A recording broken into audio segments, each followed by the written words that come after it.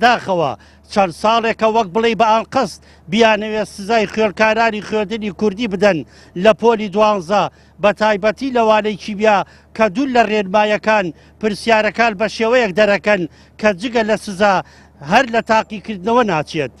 بۆیە ئێمە لەیرەوە ئەم کەمپینە ڕادەگەیەنین و داوا لە هەردوو وەزارەتی پەروەردەی حکوومەتی هەرێمی کوردستان و عێراق دەکەین ئەم داواکاری قوتابیان و خوێندکاران جێبەجێ بکەن.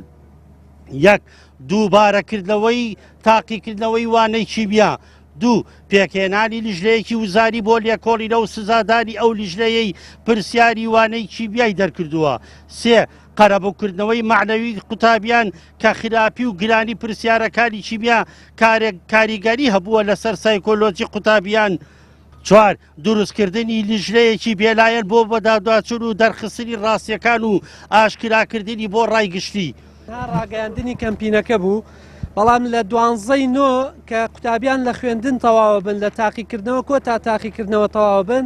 ئێمە لەو کاتەدا کەمپینەکە بەردەوامە بێ ئەگەر چارەسەری ئەو بابەتە نەکرێ بە دڵنیاییەوە کەمپینەکە بەردەوام دەبێ، ئەو کاتە قوتابیان و خوێندکارانیش هەر هەمویان بەیەکەوە کۆ دەکەینەوە و کەمپین بەردەوام بەبێ خۆپیشاندانەکرێ. ئەسڵی ئەم گرفتە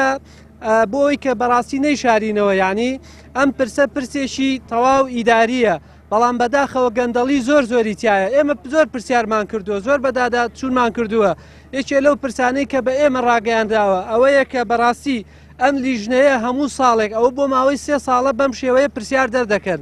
یەکێ لە حیکمەتەکانی ئەم ئیشە خراپە بۆ ئەوان بۆ گەندەڵکارانەوەیە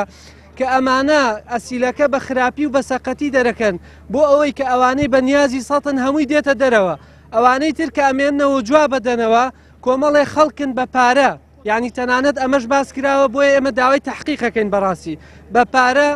بە گەندەڵی، بە خزم و خزمێنە، بە بەرپرس و بەملابوولا لەوێ تەسیحیان بۆ دەن و کار ئاسانیان بۆکەن بۆی سەد بێنن.